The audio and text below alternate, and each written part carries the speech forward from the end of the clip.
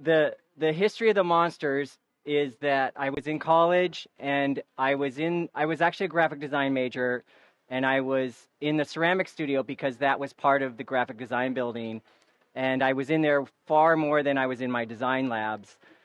So I should have taken that as a sign that I wasn't going to be a graphic designer when I grew up. But the instructor there was really cool, and he let me just be there all the time without actually signing up for classes. And after a while, I was the person loading this big walk-in gas kiln, and it had this big rolling door that would close at the end. And because it's college students, there's a lot going wrong inside those firings. So I would always make a little guardian and put it on the rolling door right after I sealed it up as like the watcher of the kiln. And then I was trying to make bowls and plates and mugs because I thought that's what potters do, but they looked like Fred Flintstone made them and nobody bought those, but everybody wanted those little guardians on the top of the kiln. So that was the beginning of the monsters. And I liked making those way better anyway. So, and then now they got bigger. So it took 20 years, but that's where I am now.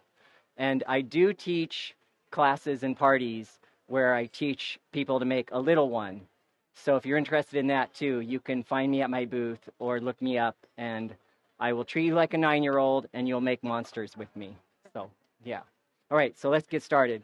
My clay that I work with most for bigger pieces is Timberline Sculpture, which it's a really good sticky cone 6 mid-range clay, and it has grog in it, so it can also go really big without warping or having the problems you have with a really tight kind of a porcelain body. So, and it looks like it's a brown color, but it actually fires a really white, nice, clean color. So this is the color of it with just a clear glaze on it. So it does turn a really nice white. All right, so my first thing I do is right out of the bag, I press all those wrinkles that are on the bag. I press those into the clay. It was just an accident that I learned when I was in a hurry. A lot of my best work is when I'm in a really big hurry. So I think panic is really good for the creativeness of me. I don't know about anybody else, but when I'm in panic mode, really fun things happen. But what it was I was trying to make a bigger one, and usually I spend all this time using things like lava rock or gears, and I mark up the clay. But I didn't even want to take the time to do that, and I just sliced off my slabs that I was going to use, and they had this great wrinkly texture on them just from the bag. And then I don't use a roller because whatever texture I do put on the slab, the roller would just smash that out. So my technique for flattening out the clay is to it's also called throwing. I don't know why they can't think of their own word for this, but that's just throwing the clay sideways. And my table, of course, in my studio it's taller and it's really solid, so I can really throw this. I'll kind of give you a better example on the floor. And this clay too, I purposely buy a lot of clay at a time, and it's gotten a lot firmer. Clay right out of the bag is usually really soft because throwers want a really soft clay body to throw with. But for me, especially building bigger things, I need it to be a lot firmer. So you can kind of see just how firm that is right now. It's just because this has been in a bag for over a month in my studio. And that's already what I want, because as you throw clay sideways on a slab like this, not only does it flatten it out more, it's going to exaggerate any texture that I have on there. So a good example of that is like if I ran over this with a gear and then I start throwing this sideways. It's the same technique as working with bread dough. Or with pizza, they're doing the same thing, spinning it in the air. They're using the centrifugal force to make it bigger. This is using this sideways force to stretch this clay out. All right, so that same gear that you saw me roll across there is now exaggerated. So that's the other thing I like about using that technique to get my slabs. It's going to exaggerate any texture that was already on the clay. And it always makes it more organic too, which I really like. So if my clay isn't soft enough, I'll just lay a whole bunch of them on this. This is HardieBacker board. You buy it at, Home Depot or wherever, and it's the backing for tiles in kitchens or in bathrooms. And it's really cheap. Like a 3 by 5 foot is about $12. And then you just score it and snap it, and it makes a great medium to put your clay on because it draws the moisture out, and it doesn't disintegrate either. So I'll usually throw a bunch of these slabs, and then they'll just be on these boards, getting even drier and firmer, so that I can really go at building a taller structure. And that again is HardieBacker or green board, if you want to remember that.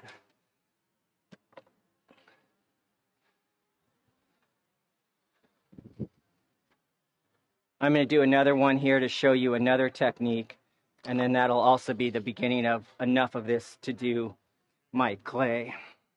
So that's a side that's already sliced. So I could either use this side for another texture like that, but then once I've just used 2 slices already, I need to come up with more textured. So, a round rock like this is really good just for rolling all across a piece. And then flatter ones like this are if I'm just pressing like in one small area. And I'll show you this again when I'm actually building something. There'll be times when I've really smeared 2 parts together and I've obliterated that texture. So I got to come back and redo it with the original whatever texture tool I was using.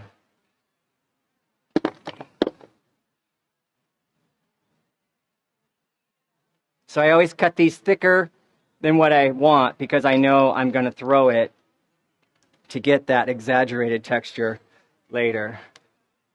I don't trust throwing it on this table, but I'm going to try.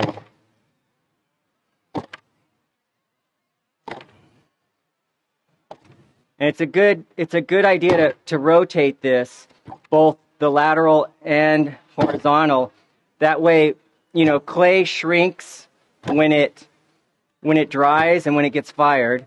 And then it also has a memory. So if you bend it and then lay it back down and then you want to make a nice flat tile, when this fires, it's going to go like this. It's going to remember that bend that you did. So I confuse it and bend it the other way now, and then I'll just get something really weird, which is what I want for monsters. But if you undo any bend or warp that you do, a lot of times it'll come out somewhat flat again or straight. You just have to remember what you've done to do the opposite. So now you can see what's happening to that texture. It's making that one more organic and stretched out too.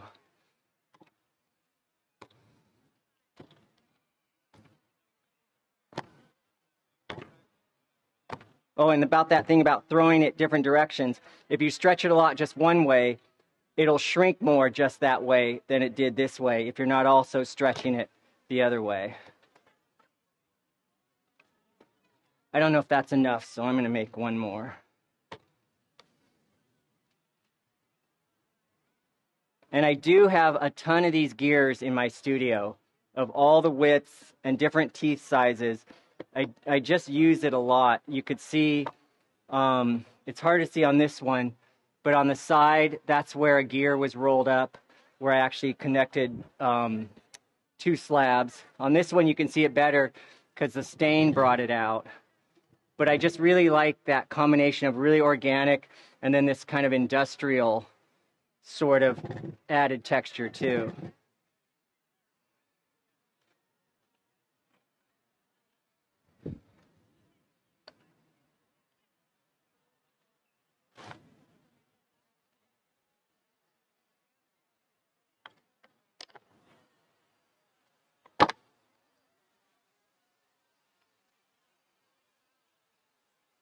Okay, I'm going to add a little more to this one. That slab wasn't even either, so part of adding this texture is just flattening out this higher ridge, because I want to start with it somewhat the same thickness. So that's what that looks like before I start.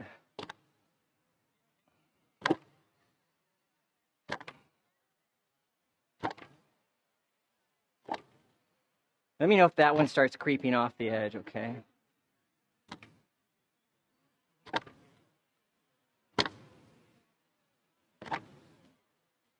So I go to schools too, and I teach 2nd grade through 7th graders monster making in class. And the 2nd graders have taught me the most about thinking outside the box. And one of the things they taught me too was the letting go of preciseness, which is really great for monsters, but it's also really great because I am one of those people that will get all caught up in the details or the perfection, and just hang out with 2nd graders. They'll break that really fast. Okay, so let's start making the big round vessel. Oh, I like this one better. What I'm looking at is these two are a little similar in texture, but they're also similar in thickness. And I'll decide if that one's thicker at this end than this end, then this is going to be the top, and that'll be the bottom. Yeah, this is going to go this way. All right, so now I want to join these two slabs and make one big slab that I can roll around and make this shape. And I have a couple techniques for that. So I don't just cut pieces straight. I always bend my knife at this angle and make this really shallow angled cut, and then I do that just about that same angle on the other one. And what this is doing, it's increasing the area. It's that wide instead of just that wide for where these two are going to join. But it also makes it so when I overlay one on top of the other, I can push down, and I'm actually pushing these two layers together instead of trying to push 2 layers sideways together. This is going to be a way stronger seam. In my studio, my water will usually be a little pot full of clay mixed with water, the slip, and it'll be a really gooey combination of that. I don't use vinegar or anything.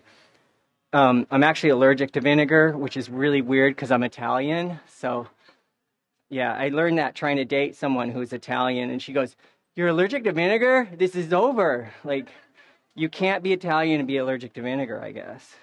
But so now you can see one's overlapping the other, and that seam is almost twice as wide as the width of the clay for joining those two. So I'll really press down and kind of that way to really mesh these two together. And then I flip it, and I really seam that. I call this welding, but I'm really seaming those two together. I never score. I do these other things to make up for that, and that's really using force to push 2 clay parts together, and then really doing this welding work to get them to really become one. And then my last thing I do is grab one of my favorite gears and then actually smash that seam. I don't like to make the seam disappear. I actually like to make it more pronounced. So I'll just roll a gear down that, and then it's almost like a stitch where those two parts are together now. And then I did pay attention to math. That was my favorite subject in school, and especially geometry. And geometry lessons teach you if you're going to make a round thing that you want to stand vertical, and it gets narrower at the top, instead of cutting it straight across the bottom, you have to cut a curve. And that helps facilitate something getting slightly narrower as it goes up. So there's my slight curved cut. But as soon as you start rolling that into the round vessel, if you do want it getting narrower as it goes up, that curve goes away. If that makes any sense at all. Yeah, so I want to make it a little bigger than that. So if you're looking at the back of this, I'm missing a triangle there. So I'll lay this back down. I'll angle cut a little bit away from the top.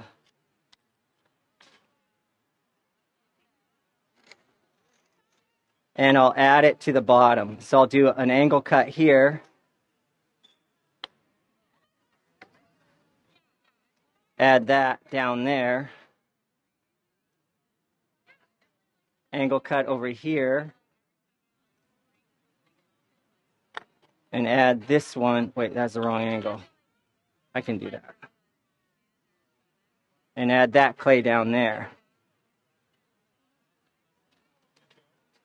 And I don't mind if this is a mess, because the more texture I get here, the more it brings out the polluting that I'm going to do to that glaze. That is actually a really white glaze, but I've stained the whole monster, and the stain stays heavy in all the cracks and crevices and all the texture, and then it bleeds through the white and pollutes it, because my stain has iron oxide in it and copper oxide, and those two oxides really pollute white glazes.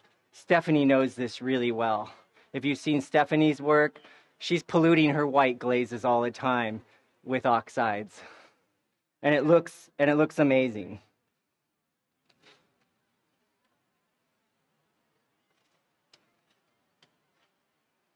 And she's not allergic to vinegar.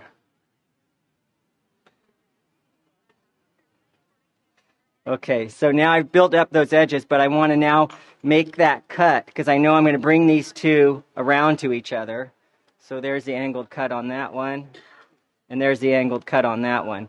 And all of this, I just know from, there's been dozens of these that I've made where I don't remember to do that until it's standing up, and then I'm trying to do it. But it's just from doing these quite a while that I'm remembering little details like that.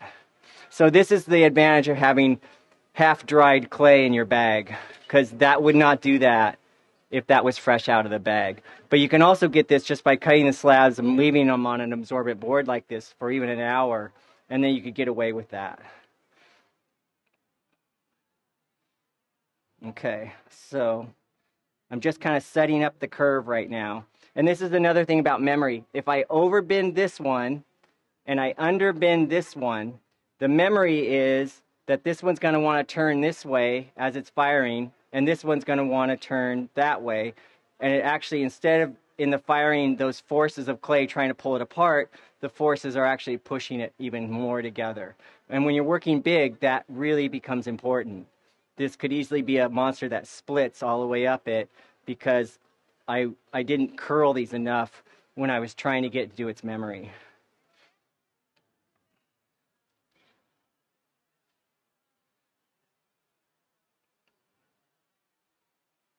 So just pretend that was really gooey slip that I added right there.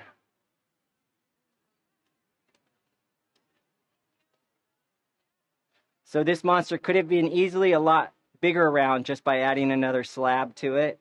We're going to make a tall, skinny one, I think, on this one. So on the inside, I'm pushing the clay this way as I push it together. And on the outside, I'm pushing the clay that way as I'm pushing it together, because that just forces those two angled cuts to even blend into each other more. And then here's a trick I do on the bottom. And this I do for all my vessels, all my cups, even little shot glasses. I'm going to curl this whole bottom in.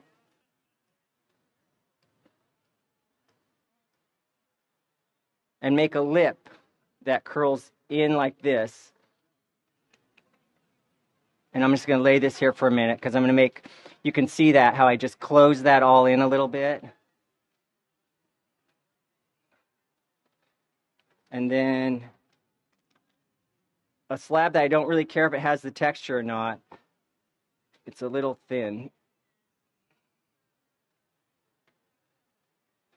because this is going to be the bottom piece. I'm pressing these slabs onto each other, which is a really easy way to get air pockets. But a trick to that is you press from the center first and then push out. So if there was any air in there, you've hopefully pushed it out. But then also this clay body, because the grog is so prevalent in it, that it's really hard to trap air with this clay body, because the grog lets it just seep out. All right. All right, so that's my bottom piece. Now I'll really get this whole lip that I curled in gooey with slip. And then I'll just clunk that down on my base. And now I always make sure I make a piece big enough that I can get my arm down in there, of course. Because if you make a really tall, narrow one, you can't work down the inside. But now that lip that I curled in, I can just squish that onto the bottom piece. So again, it's not so important that I really score and really make two pieces really mesh, because I'm just going to use brute force now to push those together. So I'm not going to depend on that scoring to make this a really good seam. So now inside I'm pushing down and I'm smearing that lip in toward the center at the same time. And I know that's not going to come undone. Okay, I have a lazy Susan there. Excuse me. If you want to get in touch with your inner monster, come down to the demo stage and ask James DeRosso. Unbelievable thing. I know that voice. Okay, so now I'm going to trim away not all of this. I'm going to leave about 1/4 of an inch sticking out around here. And I'm also cutting it at an angle. You can see I'm holding the knife that way instead of straight up and down. I'm just cutting off what I know I don't need to seam these together. You'll love this clay body if you're a hand builder. It's really sticky and really pliable. I actually forget how fun it is to work with this until I'm building the next big thing. All right, so now I'll get just a little more slip right on that last little 1/4 inch edge that I left. And then this is just a really common tool, but I don't know why, the way it sits in my hand right there, this is a tool that I just use a ton just for this right here. And a lot of times I'm building 2 of these at the same time, so and bigger, and you can wear yourself out doing redundant things. So any little tricks that make that easy or more pleasant, I'm all for. All right, so there's that way of seaming together where it's going to be really strong. And then I'm also I'm thinking of aesthetics right now. I don't want this kind of mushroomed bottom so much, and I don't want that sharp, non-organic looking edge. And then a lot of times too, I have all these tubes in my studio, just big cardboard tubes, and I'll just thread this onto that, and then that tube is sitting on a dowel, and this just hangs like this for like another half hour, because if I just set it down, it'll start flattening. But for now, I'll just do it that way. All right, I'm going to build there. That was 25 pounds of clay right there, minus that. So bigger, you'll have to get used to that too, that bigger pieces, you're just going to go through the clay, and then you're also going to be lifting a lot of weight when you start. Like, people don't think about all those things. It's when you make something like this compared to something like this, there's all these other factors that come in, and one of them is just the weight that you start working with. And then you mess up your sleeves too.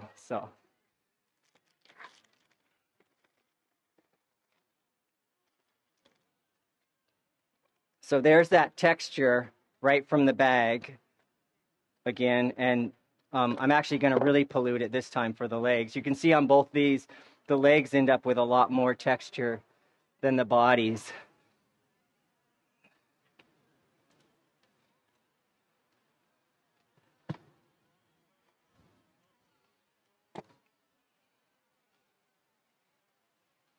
I'm throwing this one from a really thick one just because the legs I want them thicker than the body just a little bit, because they have to hold the weight. And I'm not going to flatten this whole thing to that, but I'm going to get it started, and then I'll show you how I cut the piece just for the legs. Yeah, see, my guy is flattening out here.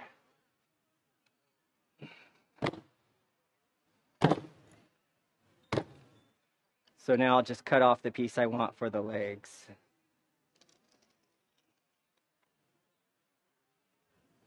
All right, now this piece, just like that geometry thing again, I'm going to make these legs that get narrower at the top and they're wider at the bottom. So I'll need that curve again. So I'm already making that curve before I finish throwing this out. I'm just actually forcing it into this bend that I want. And I'm squishing this a little more than this, then that just makes that longer, which helps make the curve. And then before I throw it too much more, I want to get the texture on that because I also want it to get warped from the throwing, from the sideways throwing. So now I'll just roll a gear up this repeatedly.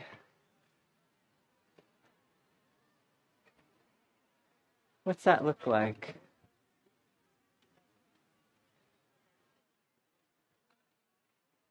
And again, you don't know how much I'm fighting my personality not to try and match each one of those grooves. I'm just like bearing through it, okay? You can't know what's going on inside my head.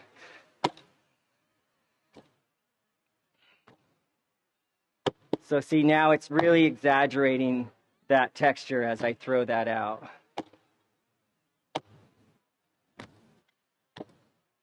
And then it's just cutting these into the sections that I know will make the size of the foot I want. So I'm just guessing that might be it. And once I curl that around on itself, it's the exact same technique I showed you for building that, just in this size, with the angled cuts, over bending these, and then using the slip to join that.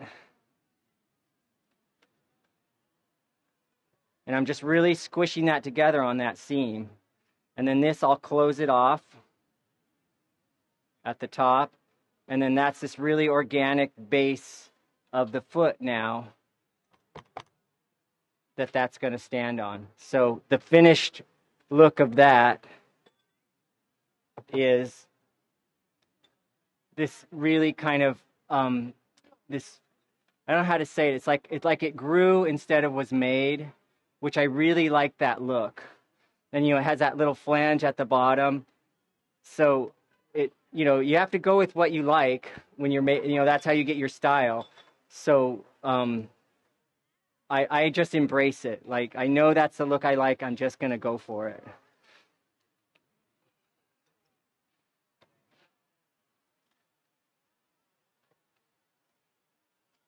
And I do tripods a lot just because you instantly eliminate that chance that it's going to be wobbly.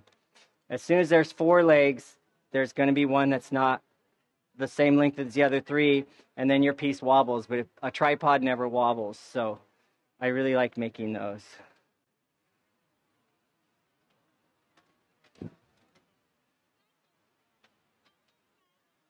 And these never end up the same size, and I actually embrace that too because I want the 2 taller ones on the front and the shorter one in the back, just so the whole piece kind of leans and looks up a little bit. So one of these will be shorter and smaller, and that'll be the one that I choose as the back foot.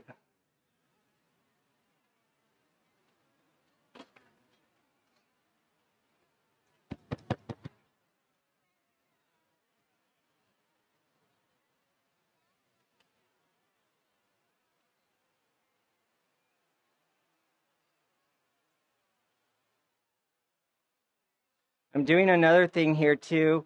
When I'm smearing on the inside, you can't see my fingers. They're just going at that, really welding that. And of course, doing this on the outside that you can see. But when I close this up, that's also really ensuring that this will stay together. But I'm doing a very purposeful round curve on the top. And that has to do with how I'm going to show you how I join these to the body. So there's my 3 legs, and you can see that one ended up a little shorter. So I'll even push him down a little more. I know that's going to be my back leg now. And then this, if this was in my studio, this would even get drier by now because I'd be working on 2 of them. So working on the other one was giving me more time, where this would be so dry that it would just stand upside down on its own. I'll see if I can get it to do it.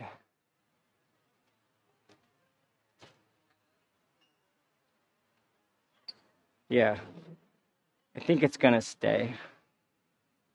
Anyway, I got to pick out the front and the back right now. This is highly technical. I think that's the back, just where the gnarly seam is. So I have all these wood tools that I've made these really rounded, curved edges to them. And I use that to make sockets, like for the eyes, for horns going into the body, but even for joining other parts, like joining the leg to the body. So there's that same curve that's on all these leg pieces, right? So once again, I'm really thinking about ways to make joining things stronger. If you just join this way, that's that much surface area. If you join this way, it's 3 times that surface area. So I've just made a big socket there and made this shape reflect the shape of that socket. And then I've increased the chances by 3 that this won't come apart later. And then the other really forceful thing about this is I really squish this extra clay, the clay that I pushed up out of the socket. I'm now forcing that into the clay of that piece. So you can see I leave that side, the visual side, alone. I really like that gnarly overlap.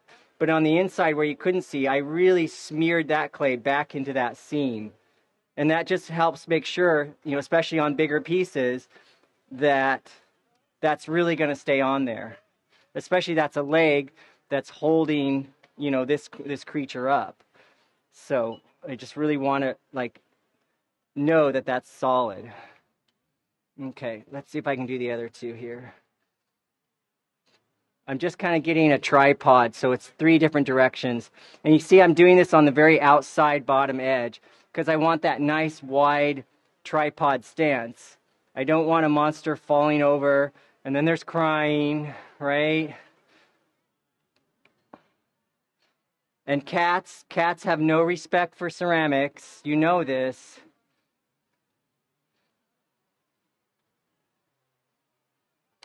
All right, so there's 2 more divots, and I'll smooth that up just because I want that a nice, good area where those 2 join.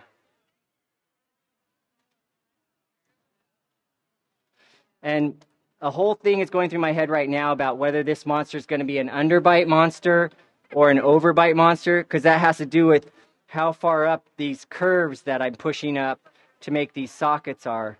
If it was an underbite monster, sometimes I even join that jaw piece first so that all gets pushed up. But for an overbite, which is what I want to do with this one, I can really invade that bottom area with this curve that I'm making, with that socket curve.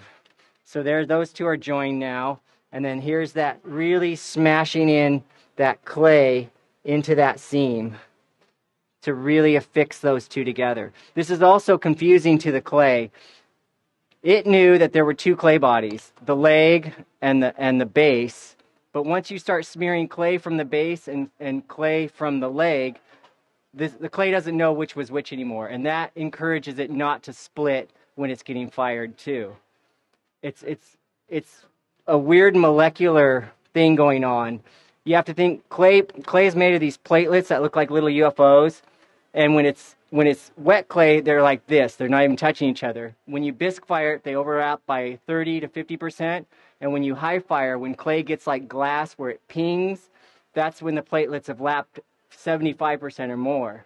So when you mix 2 bodies together, you're making all those platelets gel basically and not be related to their original piece.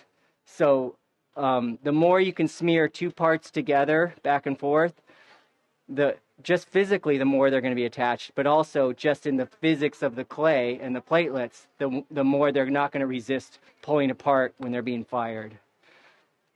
All right, so let's check out, that was the back, right?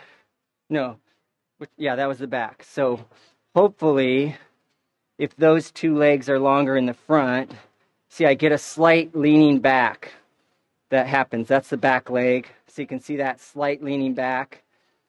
And this one, this one did it really well. I'll show you that one on the Lazy Susan here in a minute. And all this sagging and seeping that happens, I keep pushing it out, which cracks and bends and stresses the clay. But I'm all right with that because that's going to just be more of that texture that's going to happen for my stain to really mix in and then pollute the glaze on top. Sometimes I got a really thin area that's thinner than I want just for the integrity of the piece. So I'll just add clay on the inside to strengthen that up, that thin area. Let me get back on the Susan here.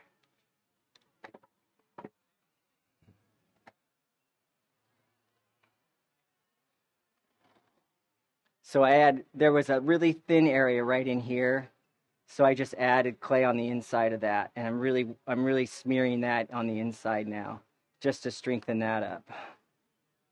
And then this seam is just really appealing to me to make a gear mark up that. So I can't resist that. I have to mess with that. And I'll keep this open until I'm done joining all of the parts that I want on this monster. So now we'll start the fun stuff. I'm going to make, this was just all preliminary. How are we doing for time? I've gone 25 minutes. I have 25 minutes left. They're brutal here. Can't they see what I'm doing? All right, I'm making a jaw piece here. I work with the same clay that I originally got out of the bag just because I know all of this will be about the same dryness. It's all been sitting out the same amount of time. All right, so that's the beginning of a jaw piece. Now I squish one long side of it narrow, and I leave the other long side round and puffy like a lip. It's a little long. And you can't leave your clay sitting on this board. It'll dry it out. So that's why that keeps getting stacked over there. All right, so that's the beginning of a lip. Now I change clay bodies. This is different. You see how these horns aren't white compared to those? I used Accio, which is this really heavy grog clay that I just wanted to try and see what it was like. But that, when you put clear on that, that's its natural color. But the teeth are white salmon with grog. So I've fired white salmon with grog, and I've fired Timberline, and realized that their shrinkage is almost exactly the same. So I can combine white salmon with grog with Timberline Sculpture and not worry about their two bodies not shrinking the same. And all that takes is a little test. I do these things where I press a ruler into a clay that I'm using, that I work with, and get all the ruler marks and then stain it so I can see it. And then I fire these to cone 6, which is what I fire things to. And then I start comparing what happens with the shrinkage. So, you know, there's a full ruler length. So you can see white salmon without grog shrinks a lot more than Timberline Sculpture. If I had a ruler here that had white salmon with grog, these two rulers are the same length. But then I'll show you what I also use these for in making my parts, in combining parts to my clay. All right, so I want to do teeth. So I usually just wash my hands off in my sink because I don't want to pollute the whiteness of that white salmon clay.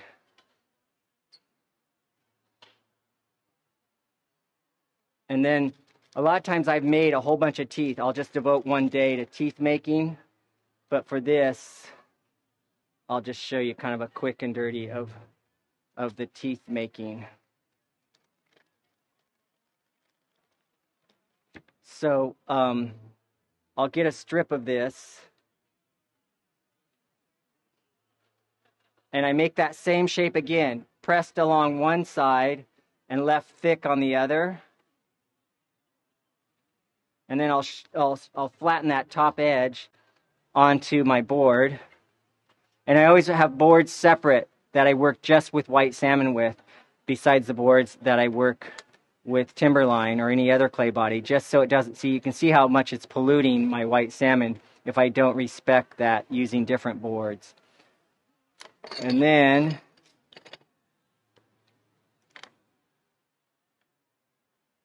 there it is. I just slice these up. Once I made that wedge shape, you can see, then that's my teeth. So that's what will slip into this area right here. So it's just making that wedge shape and then quickly cutting out all the teeth that I want. And then if this clay, like right now, this is a little softer, it's been in the bag. So I'll just hit this with a torch and really dry it out fast if I don't want to wait. Otherwise, I just make a whole bunch of these and they're just sitting out waiting for me to join them to a monster that I'm building.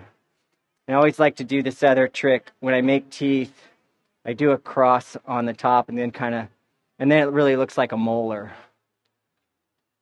And this is one of those things too, I'm forcing myself, I almost have to look away from it, because otherwise I'll want to do this, I'll want to make the two just hit right on the corners. You know, really stupid stuff like that I'll just make myself insane with.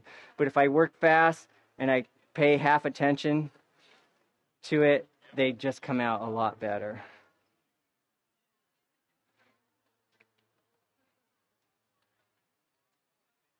And then if I knew I was making horns for this guy, I would make all of those right now too, just so they're sitting out and getting drier to catch back up with this. Because this is bigger, it'll dry slower than these smaller pieces.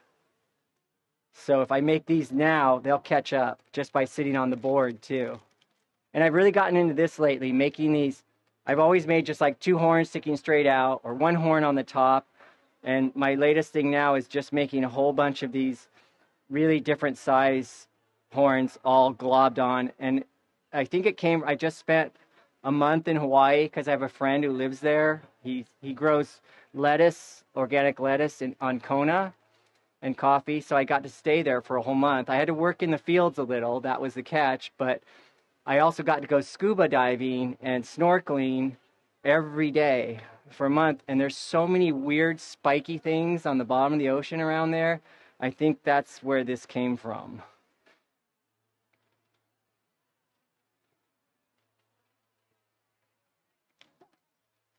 And it's funny too, because a lot of times I see things and I actually register it and it ends up in my sketchbooks, and then those sketchbooks end up the ideas for my work. But the spiky thing, that just showed up directly in the monsters because I brought my clay there and I was working every day making a bunch of little monsters, and that's what happened. They just started having all these weird spikes, and I didn't think about it till I got back here to Portland, where did that come from? All right, so there's a bunch of spikes made. Now I want to join first the teeth to the lip, and then I'll join the lip to the monster. So a bunch of slip on that lip, and then put those all across. And I try to even do this a little more haphazard than my nature would want, just because I don't want it to have perfect teeth. Right? And now that would have been underbite monster, but that same lip that I just made can instantly become overbite monster, which I knew that's what I wanted for this one. So now I'll put slip across the back of all of that. And a lot of times I'll wait until the teeth are actually a lot harder, a lot firmer than this lip, because then when I press this on to the monster's body and start squishing this lip, it'll squish around the teeth without smashing them if they're a little bit firmer than the clay body of the lip. Because I want to look like this lip, you can see it on that one. I want it to look like it's curling around the teeth. And so now this is one of those places where I had this great texture everywhere, but I've got to use the force to really smear these two clay bodies together, and I'm gonna end up flattening out and smoothing out a lot of that great texture that I want to keep. So after I get this seam completely to disappear, but now I've got all this really smooth areas on the monster again from joining those two, that I'll come back with that texture tool again and this even helps that seam go away more, and it's just a little more of that compression that's happening too. And I can even roll a gear over part of that. And then a fun thing to do is scratch a line through a gear, and then it really starts looking like a stitch on there too. So isn't my subject fun? I can just do this really messy, awful stuff and call it like part of the process. Yeah. All right, the last thing I want to show you, how much time left? Oh, okay. You made me panic, so now I'm working faster. Yeah, it's good.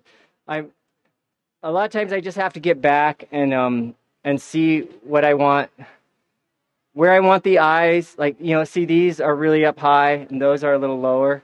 But I really want to get into this thing about how I figure out how to join a metal part to this. You can't fire these things in the kiln with the piece. That would turn into a glob of ash and goop at 2000 degrees. So I have to really make sure there's a nice socket that can be epoxied into later. And I have to get my measurements right because this is going to shrink about 12%. Stop that. Yeah. So here's that whole process. Yeah, just a little. Or I can just give you a bad time. Yeah, yeah. So I'm just first starting to make that socket, right? Which gear do I actually want to use? I think I don't want to go as big as that one. I think I'm going to go that size for that guy. So, you know, what I want to look like when it's all done is this, where that socket is just around the gear like that, you know, where they look like they're meant to be together, right?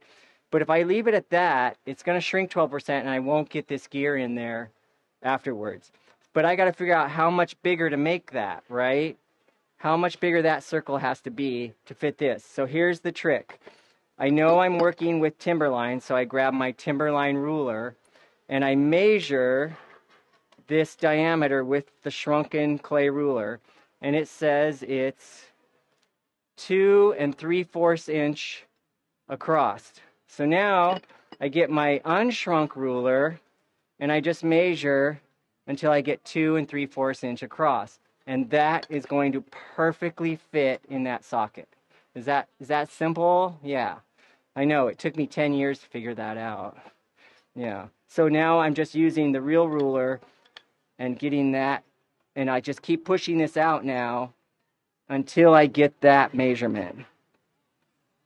And I can have fun with this too. If you just tear off chunks of clay and that really gnarly tear, because as you push this out, it's getting thinner, so I want to keep it thick. So I'll just add that tear to the circle, and then that's how I get these really gnarly edges on a socket, because I love that combination of a really smooth, shiny eyeball with this really rough, flat, gnarly skin socket. So, ooh, that's a good word, right? Skin socket? Yeah. And so that's also what I'm messing with here too, is trying to be a little bit sloppy and distressed in adding these parts. So this is how I'm getting that socket bigger without really stretching my clay thin. Okay, so we'll measure this again. I already forgot my original measurement. What was it? 2 3/4? Yes, it's actually 2 7/8 if I want to get really exact. So we'll see where we're at now. I'm going by the inside bottom of that. Yeah, I'm at 2 3/4. So if I just push it a little bit more, I should be there. And then, you know, when you hold this gear in here now, it looks ridiculous. Like, that's never going to shrink up to be that size, but it's going to do it. And that's why a lot of times you're making bigger pieces and you're really happy with it, and then it comes out of the kiln all done. It's like, what happened to my huge thing I was making? And just 12% is more than you think for how much something's going to get smaller. So, you know, it's disappointing, but you got to live with it. Clay rules in the end. It just does. It determines your happiness and everything. It's sad but true. All right, so on this one, because I have a big enough gap in there, it's really fun too to make an eyeball. Is that one got an eyeball in the inside of it? Wake up, you're supposed to say, yeah, that had a, oh, okay. Yeah, so the only thing I got to look out for that is I can't make this too off center, or else when I go to glue this on, it's going to hit the eyeball. So I roughly have just a little bit of center area there to play with.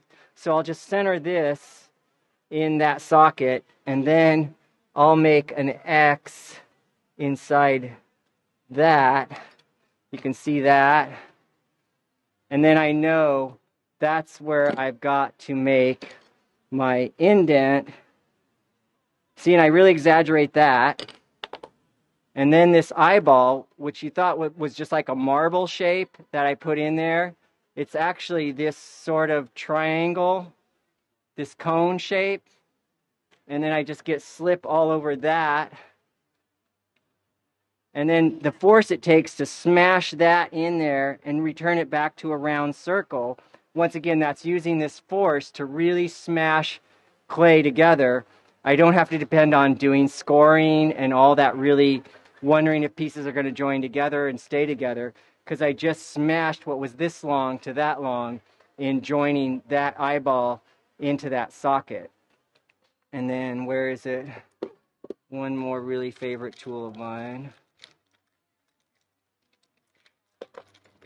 This was one made, it's made by a Japanese tool maker, and it's for making the little indents in the filter built into a teapot that's in the spout. They use this tool to poke these nice little clean holes in a slab of clay that acts as the filter for pouring the tea. But the other end of it, it makes this perfect pupil every time. And I love that little tool. And these were basically just an exaggeration of that tool. Because on my littlest monsters, this is the one I'm using to make sockets to join things together. So that was a tool that I really fell in love with too. So you can see that technique there, how that will... See, I know this is snug now, but that eyeball is going to shrink. And then this will slide right over it and have an eyeball in that socket. All right. Oh, I want to talk about how they actually glue these in. So what happens when this is all fired and done and it's shrunk and everything's matched up and it's ready to go in there, I use a two-part epoxy. When you ever use like a straight glue that's never as strong as when you make a two-part epoxy and that chemical reaction that happens. So I highly recommend that, is don't take the shortcut and use a glue that you just squeeze on and glue things together. If it's two parts mixed together, that's always way stronger. And the one I use is E6000, and partly because it's black. It's two parts that mix together and the glue ends up black. So in all my cracks and crevices, that's where I'm gluing things. I don't care if it oozes out a little, because you'll never see it because the stain is in all those cracks and crevices. But so I'll put the E6000 all over this part. I'll clean it up, of course, so there's no residue on it. And then the catch with two parts is the faster they dry, the more brittle they are. And the slower they cure, the more rubbery and strong they stay. So I use one that takes almost 20 hours to finally dry. So I'll lay this piece out flat, so gravity is holding that right where I want it, and it won't start sliding one way or another while the glue is still gooey. So this piece will be laying on its back, all finished, and I'll put that two-part epoxy all over right there, and then just set it on there. And because I've got it level and laying down, that's going to not move anywhere. And next day, it's ready to be in the show. So, in fact, I was gluing things yesterday morning that are in my booth now. So that's the price you pay. But that glue can go in the microwave, it can go outside, and it's almost as durable as the ceramics itself. So I really recommend two-part epoxies when you glue things together. How much time? 7 minutes. Okay, so you've watched me build a really big monster. When I have a little extra time, I like to do this, is show you how I build a little teeny monster. You guys want to see that? Yeah, okay. So how I determine the size of a littler monster that I'm making. And these I'll make in production too in my studio, where I'm making 2 or 3 at a time. But I like to mix it up, so I'll have, like, I already determined it's going to be a monster about 2/3 the size of this, because I know I'm going to use 1/3 of that as the parts for that. So I just first get all these 4 or 5 globs of clay out on the thing, and then I've already kind of determined how big they are just by the globs that I set out. All right, so that's the body, and that's the parts. Now I'm going to make kind of the mini-me of this guy. So I'll make his shape, right? Then I want to make his 3 legs. So there's one. And I'm just squishing these out so they get wide on the bottom. And of course, one has to be a little bit smaller than the other 2. So there's my three legs. Now, this one, I want to make those sockets, everything in miniature. So here's that tool. So I just poke 3 of those indents into the bottom. And then I make sure the end of these are going to that same kind of point, so that all I have to do is dip those in my slip and stick those in their sockets. And see, now I don't have to do any welding or any scoring, because I know that I've got this piece going really deep inside the other one. And then I made that point that I basically smashed in there. So there's no way those legs are popping off. And there's no scoring here. There's no taking the time to do that. And when you're working little like this, you can really get away with that. And now the jaw, just like I made that one, only in miniature. Right? There's his jaw, and I'll squish one into that. And then teeth, I'll make these pointy just because I got to go fast. There's 1, 2, 3, 4, 5. There's his 6 little teeth. I'll put slip on the lip, and I'll stick all the teeth on the lip.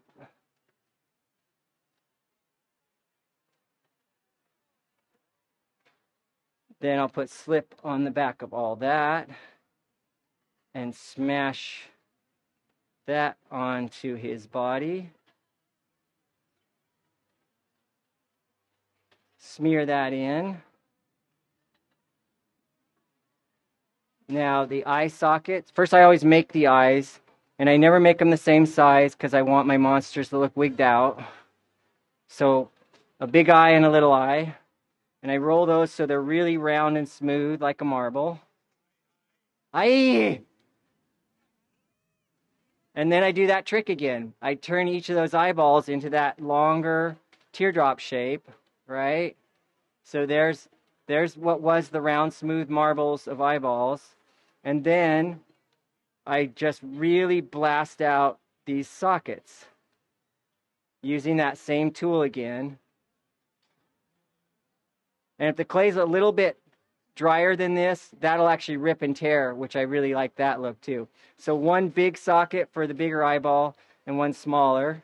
And then all I have to do is dip that point into the water, and I'm smashing that point, really smashing that point in there until that eyeball is forced in there so much that I don't have to weld that or use scoring on that. I know it's stuck in there because of the socket and because of the force it took to smash that eyeball in there.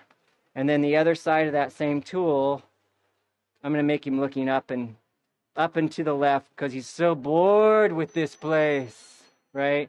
And they can be cross-eyed, whatever the expression is. And then let's say this was going to, the monster with all the horns. So I'll just make a bunch of those. How we doing? Okay, I'm at my 7 minutes. Well, 3 minutes, okay. There's all my little horns. And then the same technique, if you'd have seen me build this, I would have been making all these sockets all over the top of its head, just like I'm going to do with this guy now. Bigger and smaller sockets all stuck in this guy's head. And then I just make sure the other end of the horn comes to a point, and I just dip each one of those into the water, and then I can just bury these into those sockets, knowing that that force again that took to bury that down in there and smash that point is what's going to make sure these stay in there without worrying about that scoring and slip. And even the smallest part, I still use that technique. Sometimes when I'm teaching little kids to do this, they'll be doing it for all their bigger parts, but then they're just kind of sticking like the littlest warts or the little teeny horn on by just sticking it on. And sure enough, when it's going through the firing, it's the little parts that are falling off. All right, and there's the mini-me in 7 minutes or 6. Yeah. Thanks, you guys.